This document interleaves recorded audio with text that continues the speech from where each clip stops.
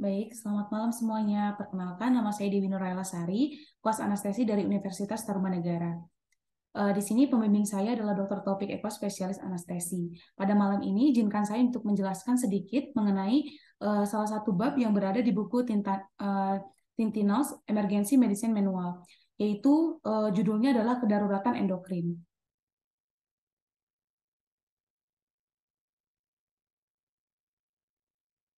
Baik, jadi di sini untuk kedaruratan endokrin itu terbagi menjadi 4. Yang pertama adalah kedaruratan diabetes, kemudian ketoasidosis alkoholik, kedaruratan penyakit tiroid, dan yang terakhir adalah insufisiensi adrenal.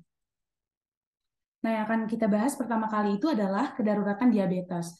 Kedaruratan diabetes itu dibagi lagi menjadi beberapa, yaitu ada hipoglikemia, kemudian hiperosmolar, hiperglikemia state, lalu ketoasidosis alkoholik, diabetic foot ulcer, dan ketoasidosis diabetik, yang akan kita bahas satu persatu selanjutnya.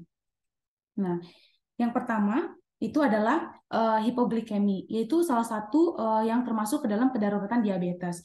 Hipoglikemi pada penderita diabetes itu biasanya merupakan komplikasi pengobatan dengan insulin atau sulfonylurea, seperti chlorpropamid, kemudian gliburid, dan glipizid. Nah, tanda dan gejala seseorang mengalami hipoglikemia itu salah satunya adalah berkeringat dan penglihatan kabur, kemudian gemetar dan bicaranya cadel, cemas dan sakit kepala, lalu mual dan pusing, jantung berdebar, kejang, kemudian bisa terjadi kebingungan hingga koma. Nah, kemudian untuk diagnosis banding yang dapat kita temukan itu biasanya dari hipoglikemi itu ada stroke, kemudian gangguan kejang, cedera pada kepala, lalu multiple sklerosis, psikosis, depresi, dan keracunan obat-obatan.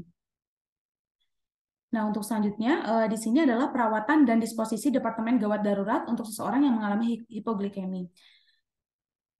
Yaitu yang pertama, berikan glukosa. Itu dapat diberikan makanan yang mengandung karbohidrat, lalu rawat pasien dengan perubahan status mental, yaitu dapat diberikan dengan dextrose 50%, 50 ml secara IV. Kemudian selanjutnya berikan glukagon 1 mg IM jika tidak ada akses intravenanya. Untuk selanjutnya, hipoglikemia refraktori sekunder itu karena sulfonylurea, kita dapat memberikan octreotida 50-100 mikrogram secara subkutan. Kemudian, untuk selanjutnya adalah ulangi glukosa darah setiap 30 menit, itu untuk memantau hipoglikemia rebound tujuannya. Nah, untuk pembahasan selanjutnya adalah pada kedaruratan diabetes itu adalah ketoasidosis diabetik, di mana DKA ini terjadi akibat defisiensi insulin relatif dan kelebihan hormon kontraregulasi yang menyebabkan hiperglikemi dan ketonemia. Nah, untuk penyebab penting ketoasidosis itu dijelaskan pada tabel sebelah kiri ini, di mana penyebabnya itu salah satunya adalah kelalaian atau pengurangan suntikan insulin harian. Lalu ada dislodgement atau oklusi kateter pompa insulin. Kemudian adanya infeksi, kehamilan, kemudian bisa juga disebabkan karena hipertiroidisme, feochromocytoma atau sindrom Cushing. Kemudian adanya penyalahgunaan zat seperti kokain.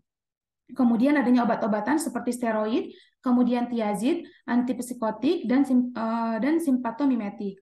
Lalu bisa juga disebabkan karena penyakit yang berhubungan dengan panas, lalu kecelakaan cerebrovaskular, kemudian perdarahan pada GI tract, lalu infark miokard, emboli paru, pankreatitis, trauma yang besar, serta pernah adanya riwayat operasi.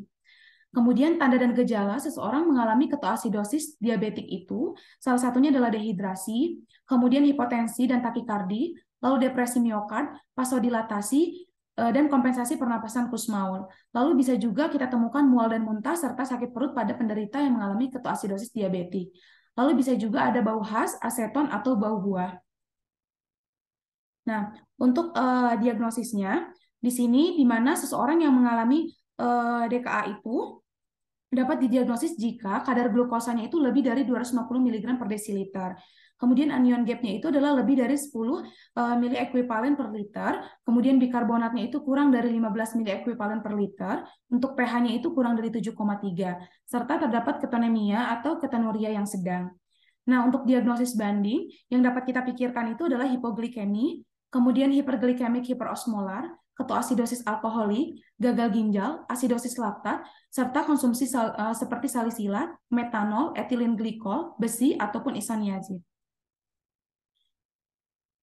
Baik, untuk selanjutnya di sini ada perawatan dan disposisi Departemen Gawat Daruratnya. Yang pertama, Tujuan pengobatannya ini adalah untuk memperbaiki defisit volume, kemudian ketidakseimbangan asam basa, kelainan elektrolit, serta mengobati penyebab dasarnya. Nah, apabila pH-nya itu kurang dari sama dengan 6,9, kita dapat bisa memberikan orang tersebut adalah bikarbonat. Kemudian kita juga harus memantau glukosanya, terus anion gap, potasium, dan bikarbonat setiap jam hingga pemulihan tercapai. Kapan sih dikatakan pemulihan tercapai itu? Apabila kadar glukosanya itu kurang dari 200 mg per desiliter, kemudian bikarbonatnya itu lebih dari sama dengan 18, dan pH-nya lebih dari 7,3. Nah, jika ada perubahan status neurologis pada seseorang pasiennya, maka kita dapat memberikan mannitol 1 gram per kilogram sebelum CT scan diagnostik. Baik, di sini adalah tabel algoritma yang menjelaskan mengenai treatmentnya. Jadi untuk yang 0 sampai 1 jam itu, kita dapat melakukan anamnesis atau pemeriksaan singkat pada pasien tersebut.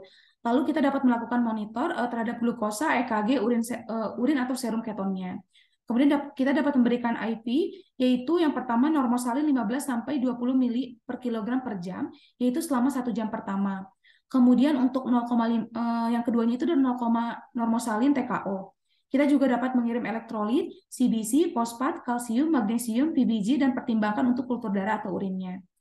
Nah, di sini itu di 0 sampai 1 jam itu apabila glukosanya lebih dari 250 atau 12,8 miliosmoles per liter, kemudian urin plus keton, itu asumsikan DKA dan cari presipitan infeksinya.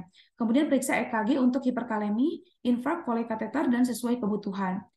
Nah, dari situ kita mulai untuk melihat tanda-tanda vitalnya, kemudian mental status, BS, lites, AG, pH pena, dan lakukan pengujian secara rinci. Nah, untuk setelah 1-2 jam, itu kita harus lihat nih, apabila kalium awalnya itu lebih dari 5,2, kita harus mulai infus IV regular insulin pada 0,1 sampai 0,14 unit per kilogram per jam. Nah, ulangi lagi kalium statnya itu dalam 2 jam.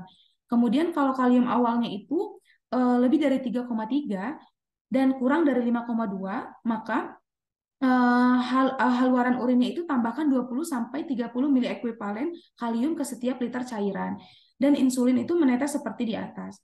Nah, kalau kalium awalnya itu dia kurang dari 3,3, maka kita harus menahan infus insulin dan berikan kalium yaitu 20 sampai 30 mili ekuivalen per jam hingga kaliumnya itu lebih dari 3,3, sehingga kita dapat memulai insulin drip seperti di atas. Nah, untuk selanjutnya, apabila 2 sampai 3 pada waktu 2 sampai 3 jam setelah normosalinnya itu bolus, umumnya untuk eunotramia atau hipernatremia. Nah, berikan 0,45 normosalin yaitu 250 sampai 500 mili per jam dengan suplemen kalium seperti di atas. Nah, untuk hiponatremi biasanya lanjutkan lagi dengan normosalin yaitu 250 sampai 500 mili per jam. Jika pH-nya itu kurang dari 6,9, dapat ditambahkan dengan pemberian 100 milimol NaHCO3 yaitu 400 mili air dengan 20 ekuivalen KCl pada 200 mili per jam. Nah, itu dapat diulangi setiap 2 jam sampai pH-nya itu mencapai lebih dari 7. Kemudian kita harus memeriksa kaliumnya itu setiap 2 jam. Nah, tingkat hidrasi ini tergantung pada hemodinamik, status hidrasi, dan pengeluaran urin. Pasien dengan pH yang lebih dari 6,9 itu sebenarnya tidak memerlukan NaHCO3. Kemudian kita dapat periksa kembali glukosa, lites, AG, PBG, dan status mentalnya. Kemudian kita juga periksa hasil awal fosfat, magnesium, dan kalsium. Nah, untuk pemeriksaan elektrolit itu setiap 2 jam pada awalnya itu di UGD, kemudian periksa glukosa itu setiap jam. Nah, untuk treatment pada 4-12 jam itu, biasanya untuk yang aktif kita berikan infus cairan yang adekuat. Tujuannya itu pertama untuk infus insulin, kemudian untuk mempertahankan kalium itu agar tetap di kadar 3,3 sampai 5,2. Lalu dapat menurunkan glukosa sebanyak 75 mg per desiliter per jam. Nah, kita juga tujuannya itu untuk mempertahankan elektrolit yang adekuat seperti kalsium, magnesium, dan fosfat. Nah, ketika glukosanya itu mendekati 200 atau 11 milimol per liter, maka kita dapat mengubah IV-nya itu menjadi D5 0,5 normosalin dengan 20 sampai 40 mili ekuivalen KCl per liter, dan atau menurunkan laju insulinnya itu menjadi 0,02 sampai 0,05 unit per kilogram per jam. Nah, jika glukosa darahnya itu tidak turun sebesar 10% atau 3 milimol per liter per jam setelah 1 jam terapi insulin, maka kita dapat memberikan pasien tersebut itu yaitu 0,14 unit per kilogram bolus kemudian melanjutkan dengan tingkat sebelumnya. Nah, jika glukosa darahnya itu menurun lebih cepat dari 50 sampai 75 mg per desiliter per jam, maka kita dapat turunkan insulin dripnya. Lalu kita tetap memeriksa glukosa setiap jam. Nah, untuk yang terakhir ini apabila treatmentnya itu untuk 12 sampai 48 jam, yaitu koreksi perkiraan defisit cairan dalam 24 sampai 36 jam pertama. Lalu pertahankan glukosa serumnya itu agar tetap di 180 sampai 200 atau 10 sampai 11 mmol per liter. Dan lanjutkan infus insulin setidaknya itu selama 12 jam atau sampai DKA teratasi. DKA teratasi dikatakan apabila glukosanya itu kurang dari 200 atau 11 mmol per liter. Dan Ag-nya itu normal, pH-nya lebih dari 7,3 dan HCO3 itu lebih dari 15. Nah, ketika pasien bisa makan itu, maka kita dapat memberikan insulin kerja pendek dan panjang secara subkutan, kemudian beri makan pada pasien tersebut. Dan hentikan IV insulin 1-2 jam setelah insulin subkutan. Kemudian, kita juga dapat memeriksa kembali lites, glukosa, Ag, dan ulangi masuk 4 jam jika menggunakan per oral. Lalu kita juga pertimbangkan kalium oralnya, fosfat, dan penggantian magnesium itu sesuai kebutuhan. Nah, untuk komplikasi lanjutannya itu bisa terjadi asidosis refraktor atau sepsis, kemudian cerebral udem, vascular thrombosis, kemudian itu tuh vascular thrombosis itu terjadinya itu jarang, kemudian ARDS dan mukomikosis yang jarang terjadi juga. Baik, untuk selanjutnya, kedaruratan diabetes lainnya itu adalah hiperosmolar hyperglycemic state, di mana HS ini terjadi pada penderita diabetes tipe 2. Nah, defisiensi atau resistensi insulin itu dikombinasikan dengan hasil dari stres fisiologis dalam keadaan inflamasi dengan peningkatan hormon kontraregulatori yang menyebabkan hiperglikemi. Nah, hasilnya itu diuresis osmotik menyebabkan hipovolemi dan kehilangan elektrolit. Tanda dan gejala seseorang yang mengalami HS itu adalah kelemahan, kemudian dyspnea, nyeri dada, perubahan status mental. Lalu adanya riwayat penyakit pada paru-paru, ginjal, jantung, ataupun neurologis. Dan pada seorang juga bisa dapat terjadinya kejang. Nah, untuk diagnosisnya, seseorang dikatakan mengalami HS itu apabila glukosanya itu lebih dari 600 mg per desiliter, kemudian bikarbonatnya itu lebih dari 15 mili ekuivalen per liter, pH-nya lebih dari 7,3, kemudian ketonnya itu negatif sampai positif ringan. Diagnosis banding dari HS itu adalah DKA. Nah, di sini adalah bagan atau algoritma untuk perawatan dan disposisi Departemen Gawat Darurat. Jadi yang pertama itu apabila kita memberikan cairan IV, yaitu kita berikan norma salin 1 liter per jam. Nah, setelah itu kita mengevaluasi untuk memperbaiki serum natrium dan hidrasinya. Nah, apabila serum natriumnya itu tinggi atau normal, maka kita itu bisa memberikan setengah norma salin 4-14 mili per kilogram per jamnya. Kemudian apabila kadar dari serum natriumnya itu rendah, maka kita bisa memberikan norma salin yaitu pada 4-14 mili per kilogram per jam.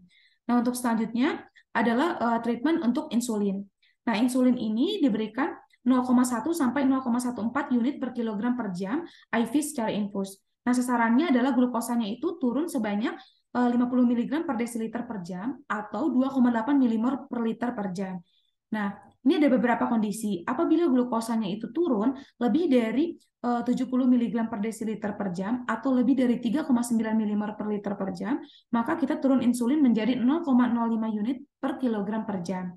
Nah, apabila kadar glukosanya itu turun kurang dari 50 mg per desiliter per jam atau kurang dari 2,8 mmol per liter, maka kita dapat meningkatkan insulinnya itu menjadi 0,14 sampai 0,2 unit kilogram per jam. Nah, saat serum glukosanya itu kurang dari sama dengan 300 mg per desiliter atau kurang dari sama dengan 16,6 mmol per liter, maka kita dapat mengubah ke D5 normosalin dan turunkan insulinnya itu menjadi 0,05 unit per kilogram per jam, yaitu untuk mempertahankan glukosa serum itu antara 200 sampai 250 mg per desiliter atau dikatakan 11 sampai 13,8 mmol per liter. Nah, sampai osmolalitas plasmanya itu mencapai di kadar kurang dari sama dengan 315 miliosmoles per kilogram. Nah, setelah itu kita dapat memeriksa elektrolit, ureum darah, nitrogen kreatinin, dan glukosa setiap 2 jam sampai keadaannya itu stabil. Setelah resolusi HS, maka berikan insulin subkutan sesuai dengan kebutuhan. Nah, untuk selanjutnya itu adalah apabila treatmentnya menggunakan potasium. Nah, jika kalium serumnya itu kurang dari 3,3 mili ekuivalen per liter, kita dapat memberikan 40 mili ekuivalen kalium sampai kadar kaliumnya itu mencapai lebih dari sama dengan 3,3 mili ekuivalen per liter.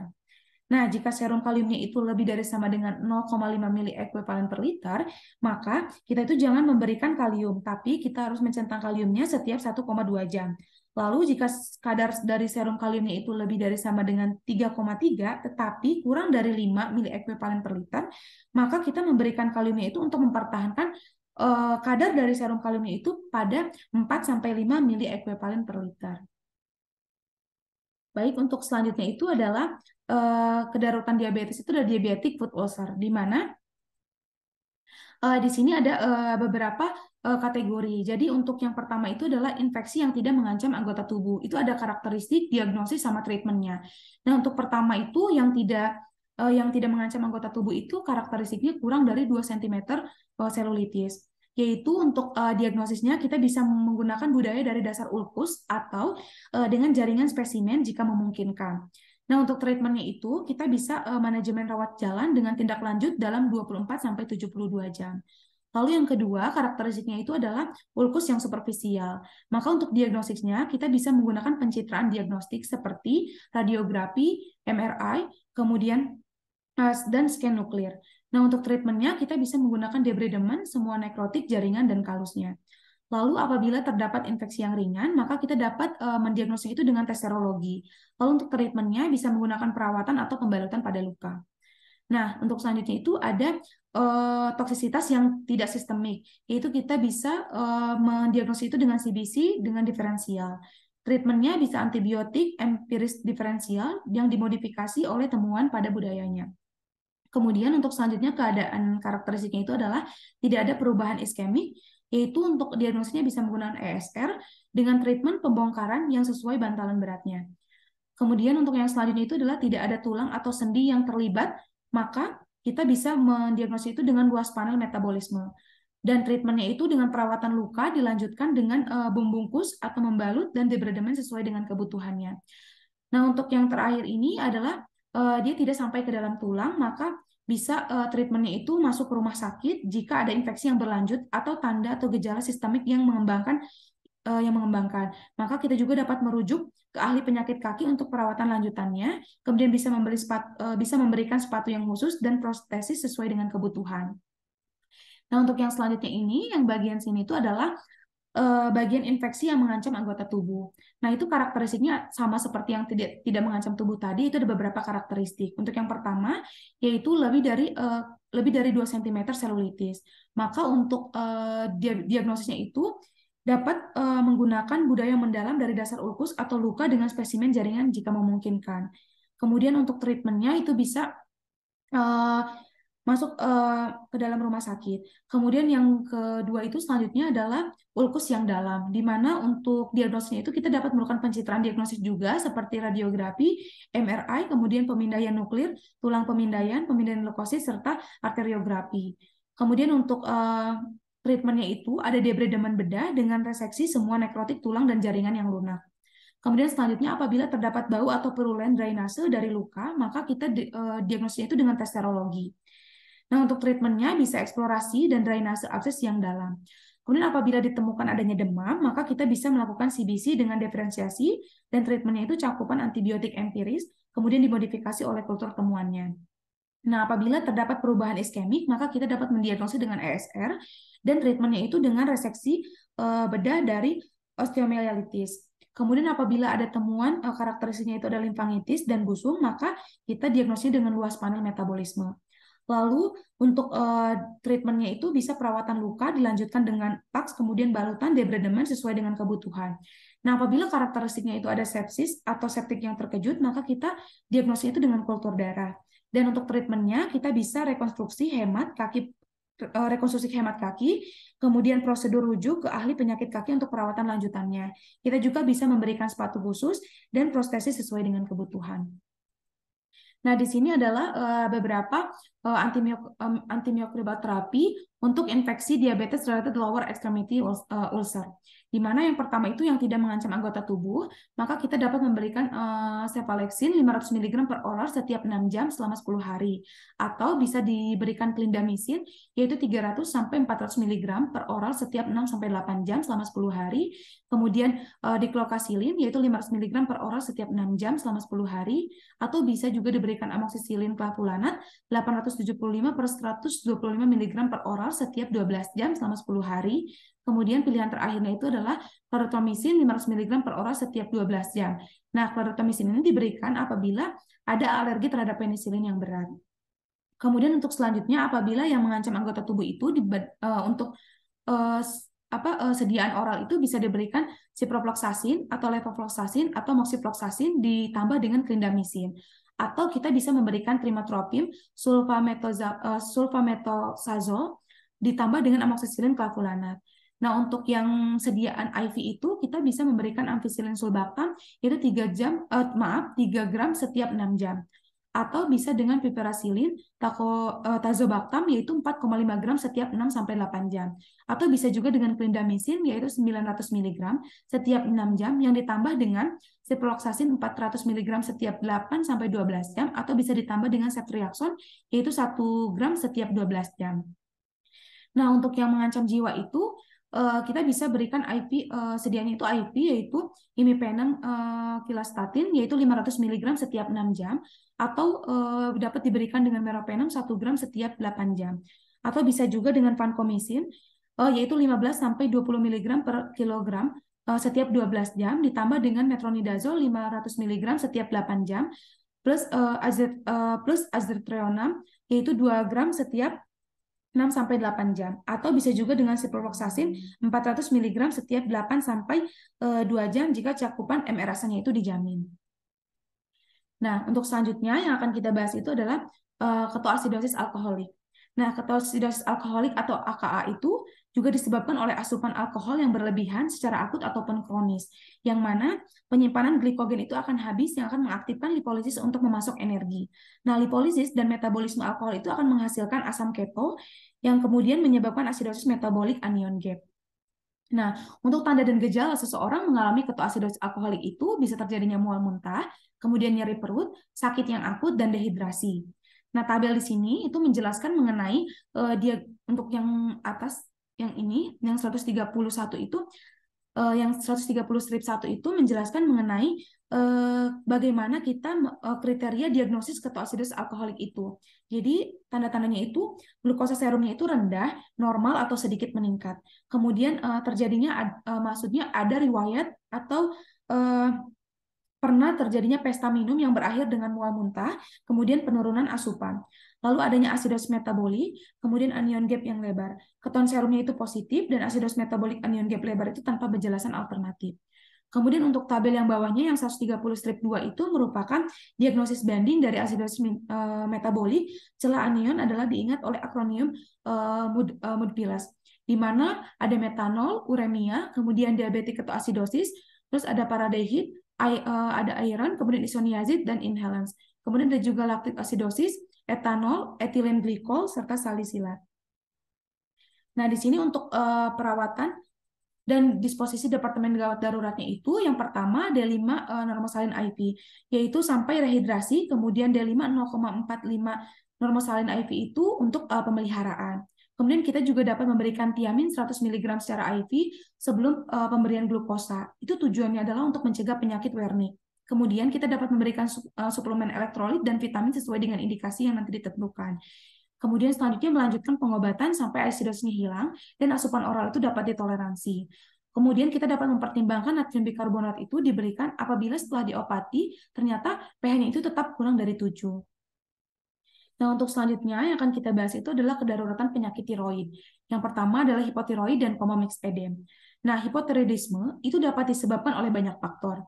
Nah, sedangkan coma mixed edem juga itu dapat disebut dengan krisis mixed edem, yaitu ekspresi langka yang mengancam jiwa hipotiroidisme. Ini dapat dipicu oleh infeksi, kemudian paparan dingin, trauma, obat-obatan, atau infak miokard. Ini secara klasik itu terjadi selama bulan-bulan musim dingin pada wanita lanjut usia yang tidak terdiagnosis atau tidak diobati hipotiroidismenya. Tanda dan gejala seseorang mengalami hipotiroid dan mixed edem itu adalah hipotermi, kemudian bradikardi, hipotensi, kemudian perubahan status mental, hipoglikemi, dan hiponatremi. Nah, untuk gambaran yang sebelah ini adalah simptom and sign untuk seseorang yang mengalami hipotiroid dan mixed edem. Nah, untuk simptomnya itu di mana ada rambut rontok, kemudian kelelahan, depresi, sesak napas, penambahan berat badan, sembelit, menstruasi yang irregular, kemudian adanya infertilitas, kram otot, nyeri sendi, dan intoleransi terhadap dingin. Untuk sign-nya itu terdapat bengkak pada periorbital, lalu kehilangan sepertiga bagian dari luar alisnya, kemudian mukanya pucat, makroglosia, kemudian suara serak, bradikardi, hipoventilasi, dan tidak ada atau berkurangnya suara usus, serta adanya udem non-pitting, kemudian ada relaksasi yang tertunda pada pergelangan kaki, kemudian neuropati perifer, kulit dingin, kasar, kering, dan hipotermi. Nah, untuk diagnosis banding, itu adalah sepsis, kemudian depresi, krisis adrenal, gagal jantung kongestif, hipoglikemi, hipotermi, meningitis, dan overdosis obat. Nah, untuk perawatan dan disposisi Departemen Gawat Daruratnya itu yang pertama adalah perawatan suportif. Tujuannya itu adalah untuk menstabilisasi jalan napas, kemudian ventilasi mekanik dan pemantauan jantung. Resusitasi cairan itu dapat diberikan apabila untuk mengatasi hipotensinya. Kemudian kita dapat memberikan hidrokortison 100 mg secara IV untuk dugaan apabila terjadinya insufisiensi adrenal. Nah, untuk levotiroxin 4 mikrogram per kilogram itu diikuti dalam 24 jam 100 mikrogram secara IV, kemudian 50 mikrogram IV sampai pengobatan oral dapat ditoleransi. Atau kita juga bisa dengan liotironin, yaitu 20 mikrogram secara IV yang diikuti dengan 10 mikrogram IV setiap 8 jam sampai pasiennya itu sadar. Dan kita dapat beralih ke levotiroxin, yaitu 50-200 mikrogram per hari per oral saat pasiennya itu mengalami atau dirawat jalan saja. Kemudian kita bisa memasukkan pasiennya itu ke dalam ICU, kemudian identifikasi dan atasi faktor pencetusnya. Nah, untuk selanjutnya dari kedaruratan dari penyakit tiroid itu adalah tiroksikosis dan tiroid storm, di mana hipertiroidisme itu mengacu pada kelebihan hormon yang bersirkulasi karena kelenjar tiroid hiperfusi. Nah, karena kelenjar tiroid hiperfungsinya itu, sedangkan tirotoksikosis itu mengacu pada kelebihan sirkulasi tiroid hormon dari penyebab apapun. Maka tiroid storm atau badai tiroid itu merupakan keadaan akut yang mengancam jiwa tiroksikosis yang paling umum pada pasien dan dengan penyakit Graves sebelumnya. Nah, untuk tanda dan gejala dari tiroid storm itu atau badai tiroid adalah demam, agitasi, kebingungan, delirium, pingsan, koma dan kejang, takikardi, aritmia, dan gagal jantung. Lalu untuk tabel yang sebelah ini adalah tanda dan gejala dari tiroksikosisnya, di mana itu mempengaruhi pada sistem yang terpengaruhinya. Yang pertama adalah konstitusional, yaitu untuk simptomnya itu ada lesu, kelemahan, dan intoleransi terhadap panas. Nah, untuk sign-nya itu ada diaforesis, kemudian demam, dan penurunan berat badan.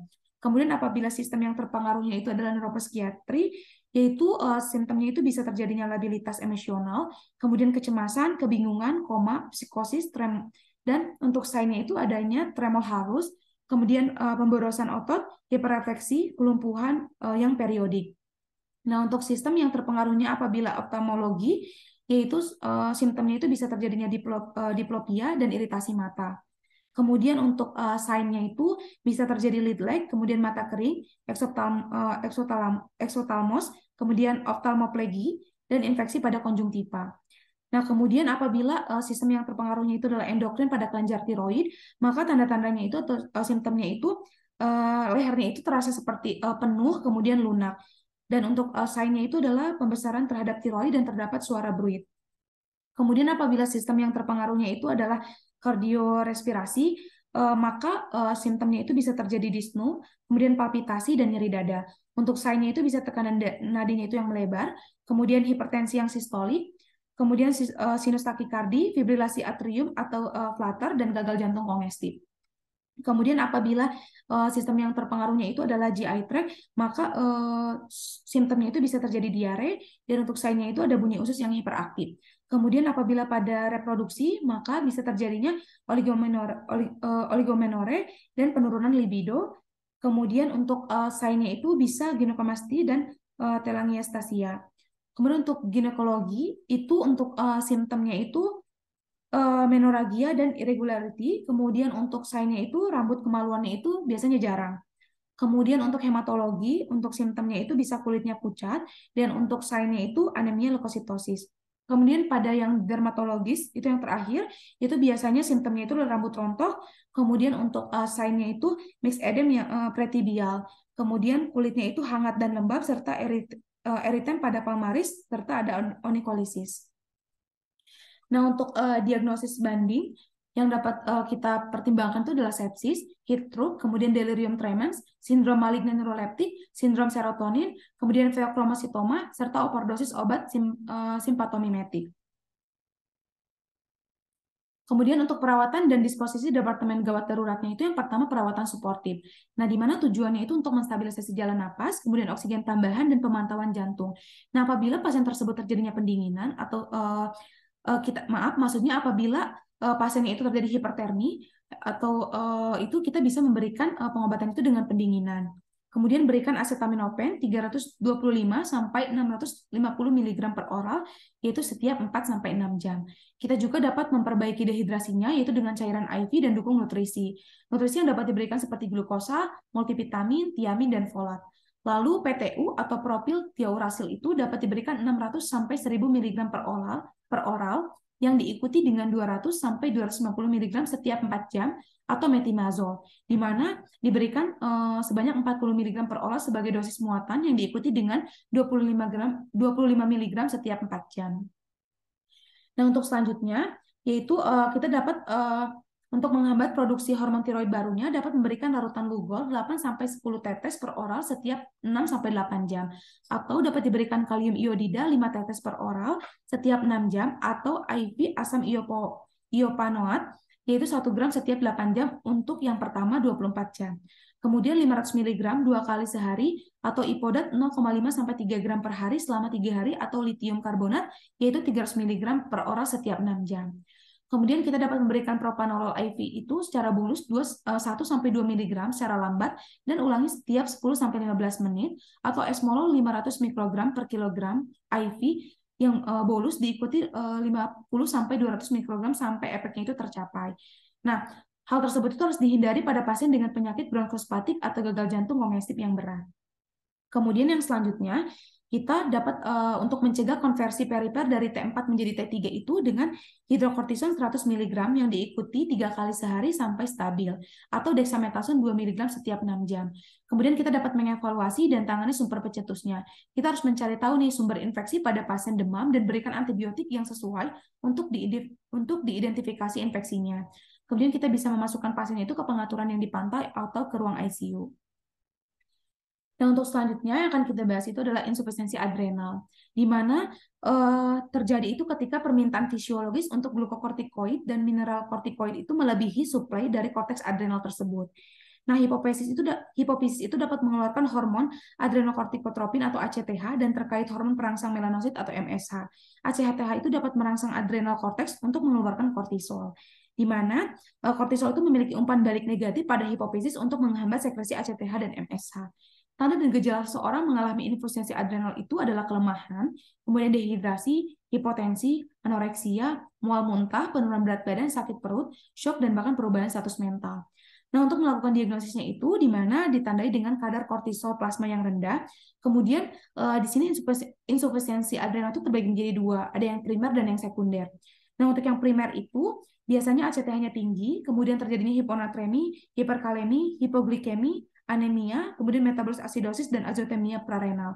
Sedangkan insufisiensi adrenal sekunder itu yang membedakannya di mana ACTH-nya itu biasanya rendah, kemudian terjadi hiperkalemia yang tidak terlihat karena sekresi aldosteronnya itu normal. Nah, untuk tabel di sini itu yang menjelaskan bahwa adanya penyebab dari primer maupun sekunder dari insufisiensi adrenal. Yang akan saya jelaskan pertama itu yang stabil 132/1 yang primer terlebih dahulu. Jadi apabila penyebabnya itu karena autoimun, itu contohnya itu insufisiensi adrenal related atau terkait dengan insufisiensi poliglandular, yaitu sindrom autoimun tipe 1 atau tipe 2. Kemudian apabila penyebabnya itu ada perdarahan adrenal atau trombosis, contohnya itu adalah nekrosis yang disebabkan oleh sepsis meningokokus, gangguan koagulasi, sepsis yang luar biasa, atau Waterhouse syndrome. Kemudian apabila karena drugs atau obat-obatan itu biasanya contohnya itu adalah inhibitor enzim adrenal yang mempengaruhi yang terbatas cadangan hipofisis atau adrenalnya. Kemudian ada etomidate, kemudian aminoglutetimid, yaitu dapat digunakan oleh binaragawan. Kemudian mitotan, itu obat yang digunakan untuk mengobati adrenokortikal karsinoma, serta ketokonazol. Lalu untuk infeksi itu contohnya bisa terjadinya bisa karena TBC, sepsis jamur, kemudian bakteri acquired immunodeficiency syndrome yang melibatkan kelenjar adrenal. Kemudian untuk selanjutnya apabila karena gangguan infiltratif itu biasanya contohnya sarkoidosis, kemudian hemokromatosis, amyloidosis, kemudian limfoma dan kanker metastatik. Lalu untuk operasi itu biasanya karena adrenalektomi yang bilateral dan operasi pada bariatrik. Kemudian apabila yang herediter itu contohnya itu biasanya karena hipoplasia adrenal, kemudian hiperplasia adrenal kongenital, adrenoleukodistrofi, dan defisiensi glukokortikoid familial. Nah, untuk yang tabel 132/2 itu penyebab dari secondary adrenal insufficiency, di mana yang pertama itu adanya penghentian tiba-tiba yang berkepanjangan dari terapi glukokortikoid. Contohnya adalah penggunaan kronis dari steroid yang menghambat CRH dan produksi dari ACTH. Kemudian selanjutnya adalah nekrosis hipofisis atau perdarahan. Contohnya itu adalah nekrosis hipofisis postpartum atau Sheehan's syndrome. Kemudian untuk pemberian glukokortikoid eksogen itu contohnya adalah menyebabkan penurunan produksi CRH pada hipotalamus dan ACTH di hipofisis. Kemudian untuk tumor otak juga contohnya tumor hipofisis, tumor hipotalamus, dan invasi lokal atau craniopharyngioma. Kemudian untuk iradiasi hipofisis, operasi hipofisis trauma kepala yang melibatkan kelenjar hipofisis itu contohnya adalah mengganggu kapasitas produksi CRH dan ACTH pada aksis hipotalamus hipofisis. Kemudian untuk selanjutnya apabila keadaannya itu gangguan infiltratif hipofisis atau hipotalamus itu contohnya adalah sarkoidosis, kemudian hemosiderosis, hemokromatosis, kemudian histiositosis X, kemudian ada kanker metastatik dan limfoma. Yang terakhir itu adalah infeksi pada SSP yang melibatkan hipotalamus atau hipofisis. Itu contohnya itu ada TBC, meningitis, kemudian jamur, kemudian virus imunodefisiensi pada manusia. Nah, untuk perawatan dan diagnosis departemen gawat daruratnya itu dapat diberikan dextrose 5%, yaitu dalam salin normal. Untuk digunakan itu untuk mengkoreksi hipoglikemi, hiponatremi, dan hipotensinya. Kemudian kita dapat memberikan hidrokortison 100 mg secara IV untuk memberikan aktivitas glukokortikoid dan mineral kortikoid. Jika tes ACTH-nya itu direncanakan, maka kita dapat menggunakan dexamethasone 4 mg secara IV. Kemudian vasopresor itu digunakan apabila ada shock yang tidak dapat diatasi. Baik, mungkin hanya ini yang dapat saya sampaikan. Sebelumnya saya ucapkan terima kasih atas waktu yang telah diberikan kepada saya. Mohon maaf apabila ada kekurangan dan salah dalam kata atau perbuatan saya. Terima kasih. Wassalamualaikum warahmatullahi wabarakatuh.